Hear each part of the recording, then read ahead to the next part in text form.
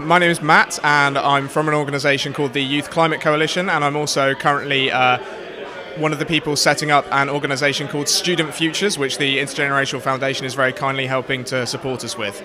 And what was your reason for being at the book launch tonight? I feel that the book covers a range of really important topics framed around intergenerational justice, obviously, and I feel that this is a really key moment. Over the past 12 months we've seen lots of key moments across the globe, really, that signal that young people aren't happy with the deal that they're receiving.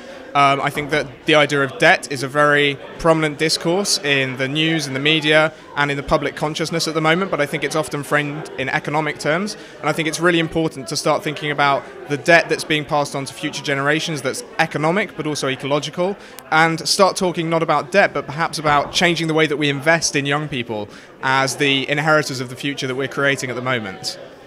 Some people tonight were suggesting that perhaps the intergenerational model isn't the way to frame it. Do you go along with that, or do you think it is a helpful idea?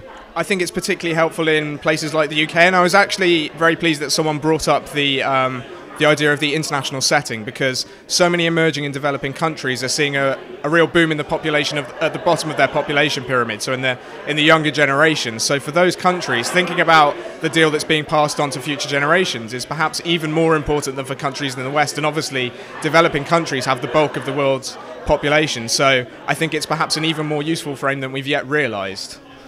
Tell us a little bit about the organisation you're setting up then, and how it's going to work, you hope. So we've got the working title of Student Futures at the moment. Myself and two friends are setting it up really as an organisation that works specifically on the frame of intergenerational justice and how that relates to environmental issues and climate change. And what we really want to fill is a gap in the fact that there's no youth organisation out there working on intergenerational justice. There are lots of fantastic organisations like IF and Alliance for Future Generations, but we really want to fill the gap and have young people particularly doing really good research around these issues and providing feasible and valid policy options that we can put forward to people in politics and in business, and show that young people are also talking about the issue and the framework of intergenerational justice and how it can be mapped onto so many of the problems that we're facing today, and how it can provide a lot of solutions to those problems.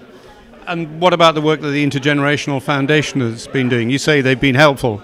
Yeah, I've met with Angus and the people he works with a couple of times, so they've been very supportive of the idea. Also met with Polly Higgins from the Ecocide campaign. It's really great to see people who are already in this field recognising and sort of vindicating our idea, in that, saying that it's really great to see us as young people working on this issue and wanting to create a group of young people who can really come around and focus on working on it. So it's great to have that support from people who are already working on this and saying that we're going in the right direction. Do you think that the intergenerational framework essentially is one of conflict between the generations, or is it more subtle than that?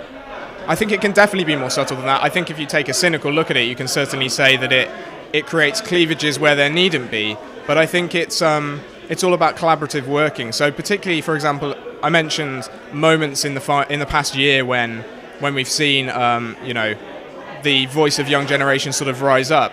If you look at something like the Arab Spring in Egypt, for example, the media portrayed that as a single moment which catalysed a revolution, but actually there had been build-up for 5 or 10 years of that revolution, and that was across society, through all age groups, through people organising it at a community level, becoming dissatisfied with the level of public services that they were receiving, and the final catalyst with social media and with young people organising and moving into Tahrir Square was really prefaced by a long build-up that was throughout the age groups in society. So I think it can be a lot more collaborative than a cynical approach which says it's about dividing the young from the old would have it.